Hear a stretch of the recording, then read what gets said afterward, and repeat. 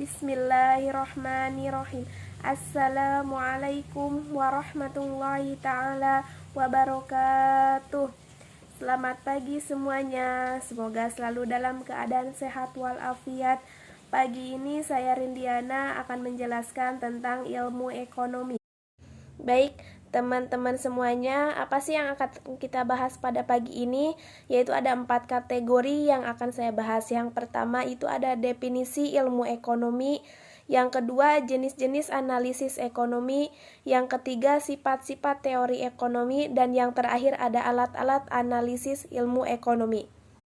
Yang pertama ada definisi ilmu ekonomi, yaitu studi mengenai individu-individu dan masyarakat membuat pilihan dengan atau tanpa menggunakan uang, dengan menggunakan sumber-sumber daya yang terbatas tetapi dapat digunakan dalam berbagai cara untuk menghasilkan berbagai barang dan jasa dan mendistribusikannya untuk kebutuhan konsumsi masyarakat, baik untuk sekarang ataupun yang di masa mendatang.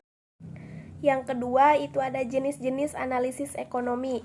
Ada 3 jenis, yaitu yang pertama ekonomi deskriptif, teori ekonomi, sama ekonomi terapan.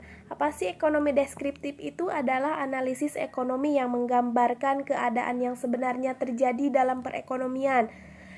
Kemudian teori ekonomi adalah pandangan-pandangan yang menggambarkan sifat hubungan yang terjadi dalam kegiatan ekonomi dan ramalan tentang peristiwa yang terjadi apabila suatu keadaan yang mempengaruhinya mengalami perubahan.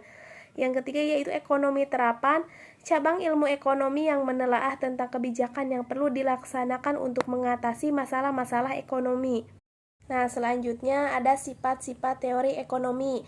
Sifat-sifat teori ekonomi itu terbagi 4. Yang pertama itu variabel, yang kedua itu asumsi, yang ketiga itu hipotesa, dan yang terakhir itu ramalan.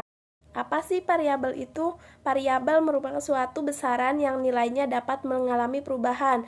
Ada variabel endogen dan eksogen. Variabel endogen adalah variabel yang sifatnya diterangkan dalam teori tersebut, sedangkan variabel eksogen adalah variabel yang mempengaruhi variabel endogen, tetapi ia ditentukan oleh faktor-faktor yang berada di luar teori tersebut. Kemudian ada asumsi. Asumsi yaitu pemisahan yang digunakan untuk menjelaskan sifat-sifat kaitan di antara berbagai variabel dalam teori ekonomi. Selanjutnya ada hipotesa. Hipotesa yaitu pernyataan mengenai bagaimana variabel-variabel yang dibicarakan berkaitan satu sama lain. Nah, yang terakhir ada ramalan. Membuat ramalan teori ekonomi dapat pula meramalkan keadaan yang akan berlaku. Peramalan tersebut dapat digunakan sebagai landasan dalam merumuskan langkah-langkah untuk memperbaiki keadaan dalam perekonomian.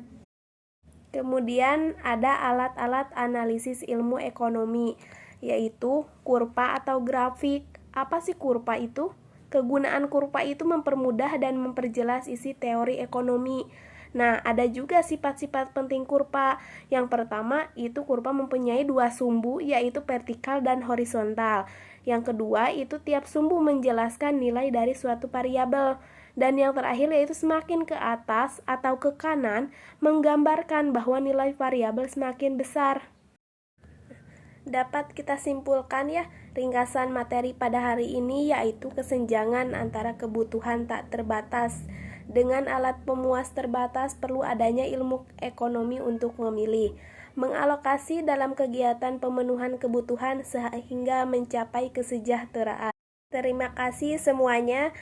Pertemuan kita pada hari ini telah selesai. Semoga ilmunya bermanfaat. Kita semua selalu dalam keadaan sehat walafiat. Terima kasih. Wassalamualaikum warahmatullahi taala wabarakatuh.